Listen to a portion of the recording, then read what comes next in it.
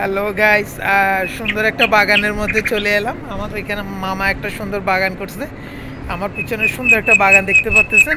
আমি বাগানটা একটু ভালো করে দেখাচ্ছি আপনাদেরকে। এইটা হচ্ছে সেই বাগান, উল্লেখ কাঙ্ক্ষিত বাগান। এখানে অনেক সুন্দর সুন্দর ফুলের গাছ আছে, পাতাবাহার আছে। হ্যাঁ, এই যে সুন্দর সুন্দর পাতাবাহার, এগুলো আসলে খুব সুন্দর সুন্দর। এবং তুলসী গাছ আছে। হ্যাঁ, এই যে বাগান, তুলসী বাগান। হ্যাঁ, তারপরে এখানে কালারফুল পাতাবাহার আছে। এই দেখেন কত সুন্দর সুন্দর এখানে পাতাবাহারগুলো আছে। আমি বাগানটা একটু ঘুরে ঘুরে দেখাচ্ছি। খুব অল্প গাছ কিন্তু সুন্দর করে সাজানো গোছানো আছে। আর বিভিন্ন রকম গাছের সমাহার থাকার কারণে এখানে অনেক সুন্দর হয়েছে বাগানটা। বিভিন্ন রকম দুপুর হয়ে যাওয়াতে অনেকগুলো ফুল মারা গেছে। হ্যাঁ, এখানে 8টা ফুল আছে, যে অনেক ফুল আছে দেখছেন, বিভিন্ন কালারফুল। হ্যাঁ, লেবু গাছ, ফলের গাছও আছে, পাতাবাহার আছে। এরকম দৃষ্টিনন্দী অনেক সুন্দর পেঁপে গাছ আছে।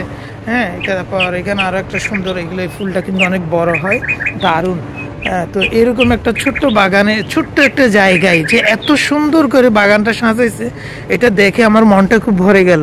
এটা যারা এই গাছগুলো লাগাইছে, ওনাকে যদি আপনারা দেখতেন অবাক হয়ে যেতেন। দেখুন না, উনি আপনাদের সামনে আসতে চাচ্ছে না, কিন্তু ওনার এটা দেখে তো বুঝতে পারছেন মানুষের মনটা যে কত সুন্দর হলে এত সুন্দর বাগান বানাতে পারে।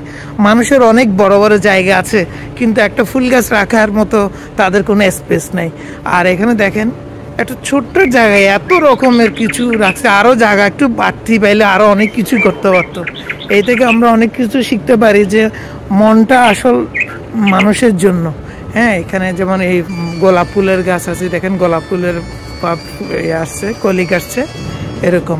তো এই পর্যন্ত, সবাইকে অনেক ধন্যবাদ। আশা করি দেখা হবে আগামী কোনো নতুন কোনো ভিডিওতে।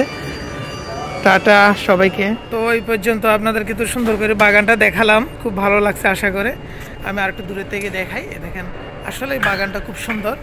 তো এই সুন্দর বাগানের জন্য সবাইকে ধন্যবাদ জানাচ্ছি। এতক্ষণ দেখে বাগানটা দেখার জন্য শুভেচ্ছা জানাচ্ছি। টাটা।